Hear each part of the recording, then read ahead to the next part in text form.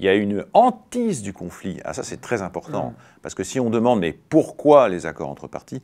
Pourquoi il vaut mieux un mauvais accord, finalement, que pas d'accord du tout? Pour une raison très simple. Il faut éviter les conflits. Il faut éviter la polarisation conflictuelle. C'est ça qui est considéré comme étant le legs de Salvador Allende, l'unité populaire. Donc, on reviendrait à la polarisation. On reviendrait à la polarisation. Débouché sur la dictature. Exactement.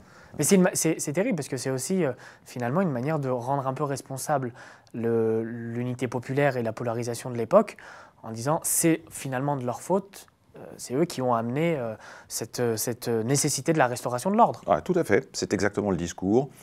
Ce discours qui consiste à dire mais si jamais on revient en effet au conflit, à ce moment-là on aura une revanche de la part des militaires qui seront tentés par un nouveau coup d'État, et donc il y aura une régression, etc. Et donc toujours, on revient à cette idée que le seul moyen d'éviter le retour en arrière vers la dictature militaire, c'est d'accepter un certain nombre de conditions par avance qui viennent limiter, donc qui permettent d'écarter. Le plus important, c'est que ça permet d'écarter les citoyens.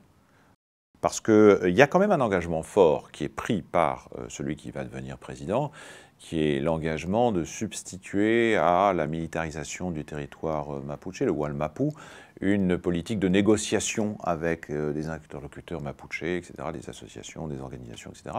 Et finalement, le premier incident sérieux qui éclate, avec les agroforestiers, des entreprises, etc., il y a une déclaration de Boric disant qu'il faut remilitariser la région, et donc il a réintroduit l'armée.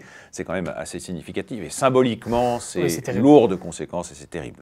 C'est assez dramatique parce que chacun sait, il y a des expériences qui le montrent, en Grèce en 2015, pour ne pas citer, enfin si, pour citer justement cet exemple-là. Certains font le parallèle. Exactement. Il y a des similitudes dans ce sens que les reculs, contrairement à ce que la gauche parlementaire a tendance naïvement à croire, les reculs face à la pression de la droite n'aboutissent pas à calmer la droite, mais au contraire à déchaîner sa violence et à la surexciter en quelque sorte, de telle sorte qu'il y a une surenchère dans l'agressivité.